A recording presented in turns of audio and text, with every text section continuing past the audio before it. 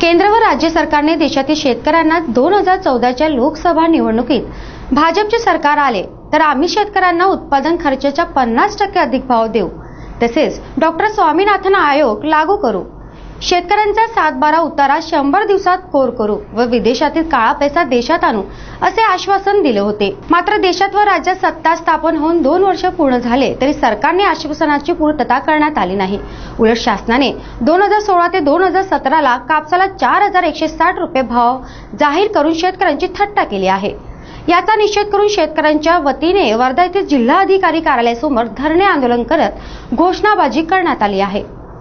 केंद्र सरकार आणि राज्य सरकारने निवडणुकीच्या आधी 2014 मध्ये जे जाहीर केलं होतं की शेतकऱ्यांना आम्ही उत्पादन खर्चापेक्षा 50% जास्त नफा देऊन आम्ही हमीभाव जाहीर करू, पण आपण पाहतो मागच्या 3 वर्षामध्ये अक्षरशः शेतकऱ्यांची थट्टा राज्य सरकार आणि केंद्र सरकारने चालवलेली आहे।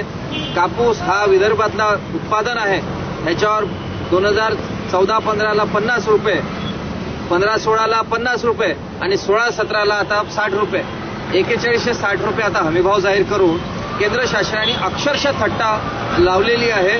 जेव्हा की उत्पादन खर्च शासनाचा सांगितलेला उत्पादन खर्च हा 6900 रुपये आहे आणि त्यांनी सांगितलं होतं त्यानुसार 6900 रुपये जर उत्पादन खर्च पाहिला तर शासनाने दिलेल्या आश्वासनानुसार 10400 रुपये हमीभाव आज पाहिजे होता, पण तो हमीभाव 10400 नाही, 6900 नाही तर 4160 रुपये देऊन शेतकऱ्यांना मरण्यासाठी प्रवृत्त करण्याचं काम हे शासन करत आहे आणि मग अशा शासनाचा धिक्कार करण्याचं, निषेध करण्याचं काम आम्ही आज इथे करतोय।